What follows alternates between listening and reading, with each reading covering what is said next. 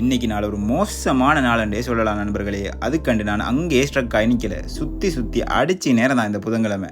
அஸ்ஸலாமு அலைக்கும் வணக்கம் நண்பர்களே. ஒழுக்கமான வாழ்க்கை பயணத்தோட நாள் 14. மார்னிங் நிறைய விஷயங்கள் பெண்டிங் இருந்துச்சு. ஆனால் உடம்பு திளைக்கலை. கொஞ்ச நாளாக தூக்கம் அடி வாங்கிட்டான். கஷ்டப்பட்டு எடிட் பண்ணி போஸ்ட் பண்ண வீடியோ கூட சரியாக போகலை. அதோட அந்த வீடியோவுக்கு பெரிய பிராண்ட்காரன் கூட அவனை தப்பாக போர்ட்ரேட் பண்ணிட்டு நோட்டீஸ் அனுப்பியிருந்தான். இனிமேல் அவன்கிட்ட இருந்து கொஞ்சம் உஷாராக தான் இருக்கணும். சூரியனும் நம்மளை பொழந்துட்டே இருந்தாப்புல. ஹைட்ரேஷனுக்காக ஒரு விலனியில் இறக்கிட்டேன். நீங்களும் அட்லீஸ்ட் தண்ணியாச்சும் ஒழுங்காக குடிங்க. இது நடுவில் நம்ம யூனிவர்சிட்டியால் வர நோட்டீஸ் அனுப்பியிருந்தாங்க. வரப்போகிற நாளை எப்படி சமாளிக்க போகிறோன்னு தெரியும். சில பர்சனல் விஷயங்கள் மைண்ட் ஃபுல்லாக ஹெவியாக லோட் ஆகிட்டான். நமக்கு பிடிச்ச விஷயத்தை பண்ணக்குள்ள தான் எல்லாமே வரும்.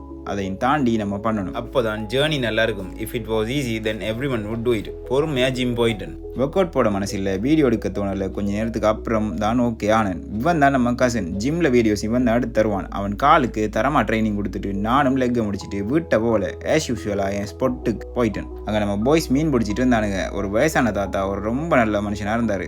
அப்புறம் அவர் 3 தடவை நமக்காக வலை வீசி நமக்கான இறையை செட் பண்ணி தந்தார். காசும் கேட்கல. எங்கட சாட்டிஸ்ஃபேக்ஷனுக்காக இருந்த காசை கொடுத்துட்டு வந்துட்டோம். என்னதான் கஷ்டமான நாளாக இருந்தாலும் வீட்டை விட்டு வெளியில் வந்து செய்ய வேண்டிய வேலையை செய்து உண்மையான பீப்புளோட டைம் ஸ்பெண்ட் பண்ணி அந்த பெஸ்டான டேயை கிளைமேக்ஸில் பெஸ்டான டேயை மாற்றிட்டேன். இதோட என் டேயை முடிச்சுக்கிறேன். நன்றி.